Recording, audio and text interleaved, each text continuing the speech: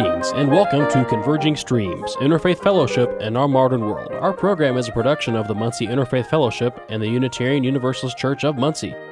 Today's topic is Interfaith Programs at Chautauqua Institution. Please welcome via phone line Reverend George Wolfe and Reverend Ross McKenzie on location at Chautauqua.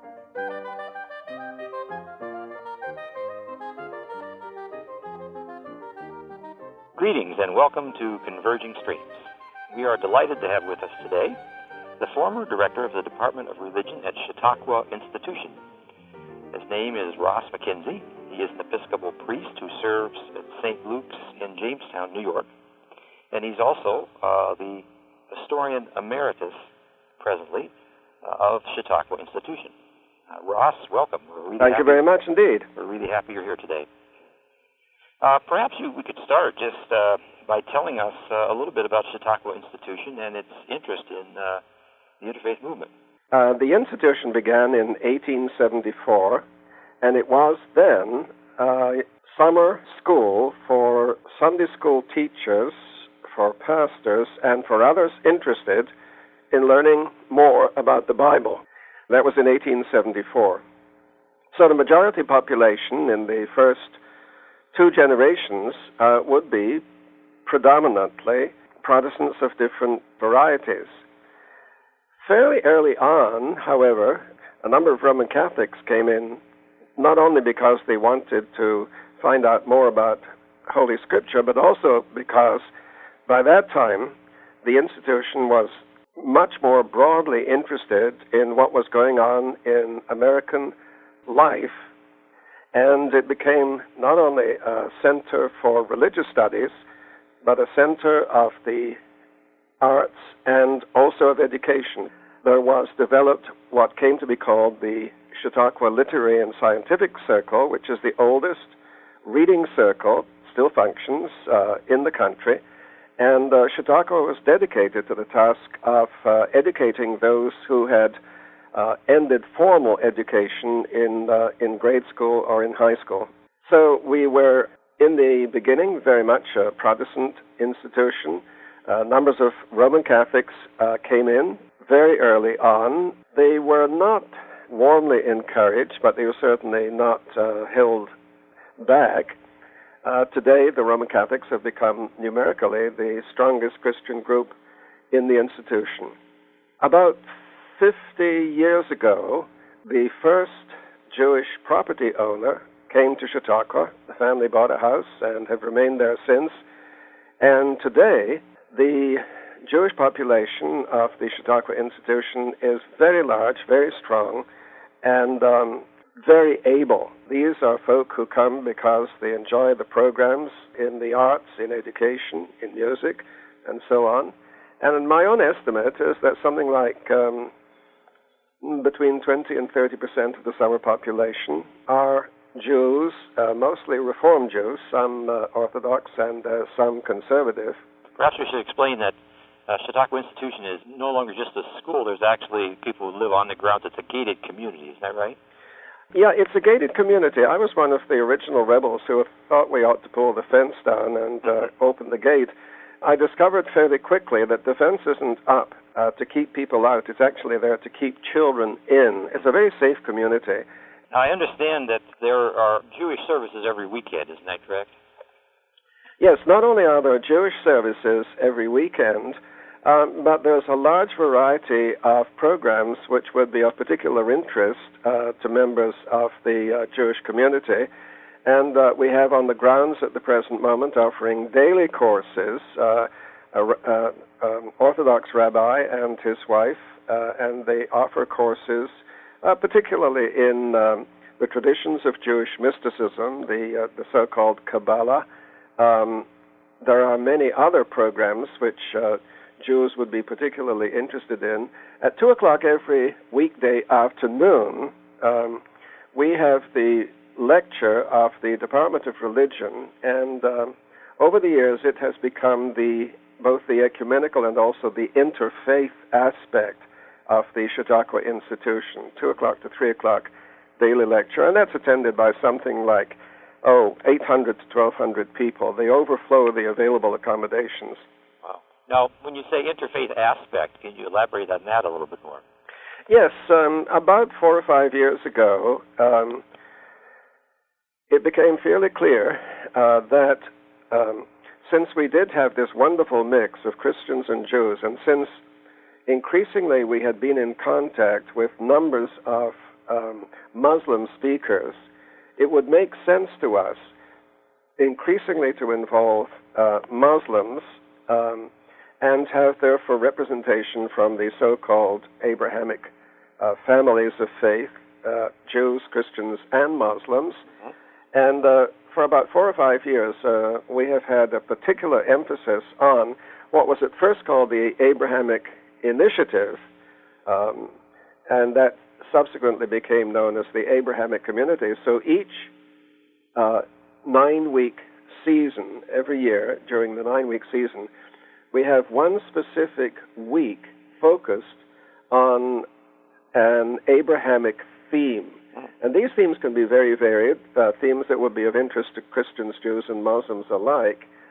Anything, for example, from programs in the arts, issues dealing with the environment, issues dealing with politics, human rights.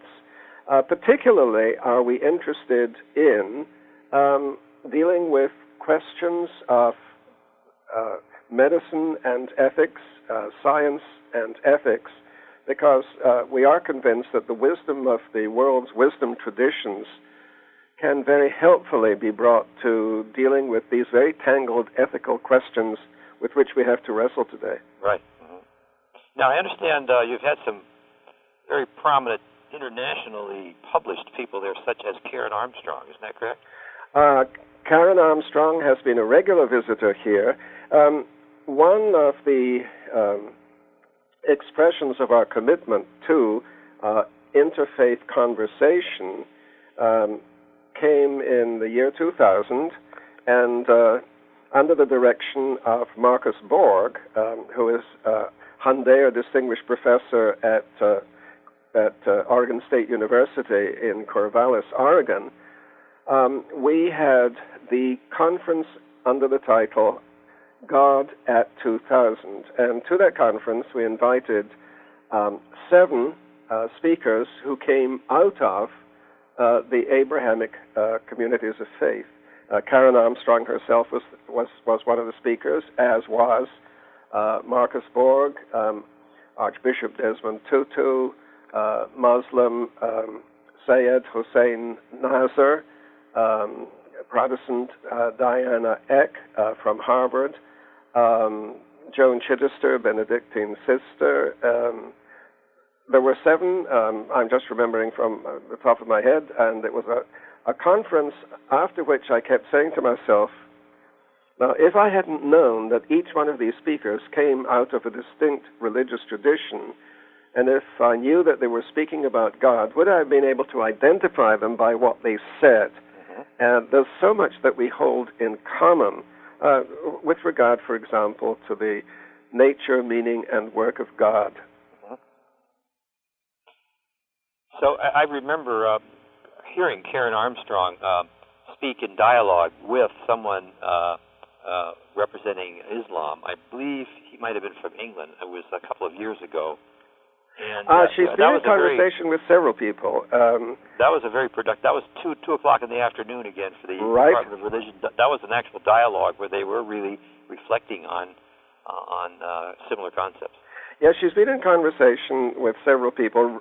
Rafiq Abdullah, for example, who is a translator of the poetry of Rumi, was in conversation with her on one occasion, and that was a very profitable conversation. We encourage this kind of conversation over and over again.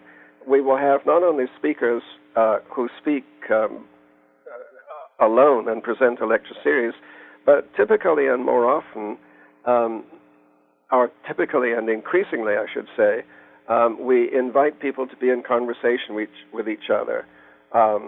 Jewish scholar and Christian scholar, for example, debating questions of ethics.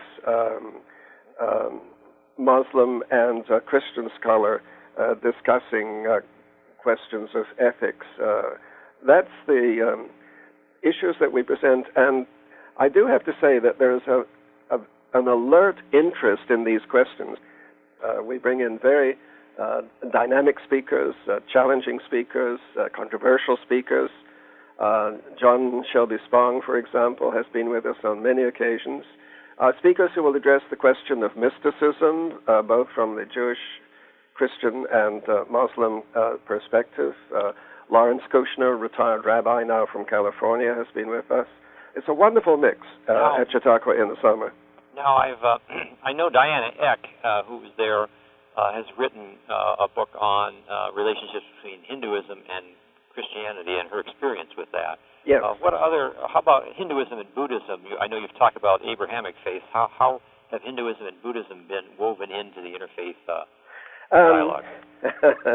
Since I was one of those who was involved from the beginning in developing the Abrahamic Initiative, later Abrahamic Community, I thought that was a huge jump in this small world that we occupy, and particularly with present United States relationships to Muslim countries and to the Islamic world. It's so important, not only that we deal with political and religious questions involving Muslims, but political and religious questions that involve other religious traditions of the world, specifically the ones you've mentioned, Hinduism, Buddhism, Taoism.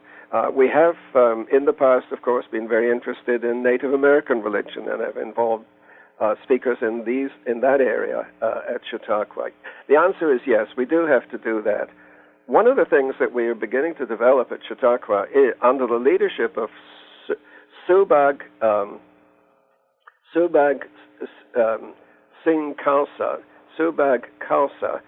and I have developed, or are beginning to develop, what we call the Center for Spiritual Study and Practice. Now, Subha is a Sikh, isn't that correct? He himself is a Sikh, and we have had a major conference last fall in October. We'll again have a conference this coming fall, to which we invite Sikh, Buddhist, Christian, and Jewish leaders who will deal with the way, the mystic way, the way of the mystic heart, what in Roman Catholicism and other churches is known as centering prayer, and so on. So we're involving other religious traditions in these areas also. Well, I want to thank you very much for all this information. You make Chautauqua sound extremely rich and exciting. It is. And I know by experience it is, because I've been there and taught there also. And we really thank you for taking the time to... It's been my pleasure. Today. We've been speaking with Ross McKenzie, Reverend Ross McKenzie, Episcopal priest and former director of the Department of Religions at Chautauqua Institution, now historian emeritus. This is Reverend George Wolf for Converging Streams. Thank you for being with us.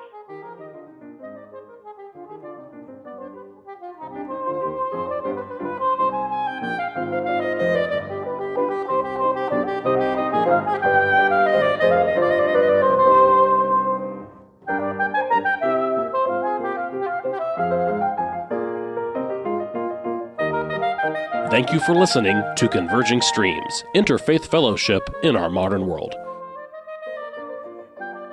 Our program is a production of the Muncie Interfaith Fellowship, with content and financial support from the Unitarian Universalist Church of Muncie and technical support from radio stations WCRD and Work FM. Most importantly, we thank you, our listeners and followers, for your support.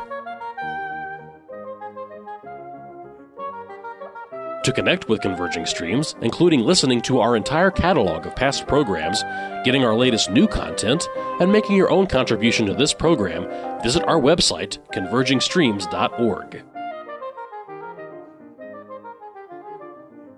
Converging Streams is produced by Tony Piazza, George Wolf, and Thomas Perchlik. Thank you for listening and have a pleasant week.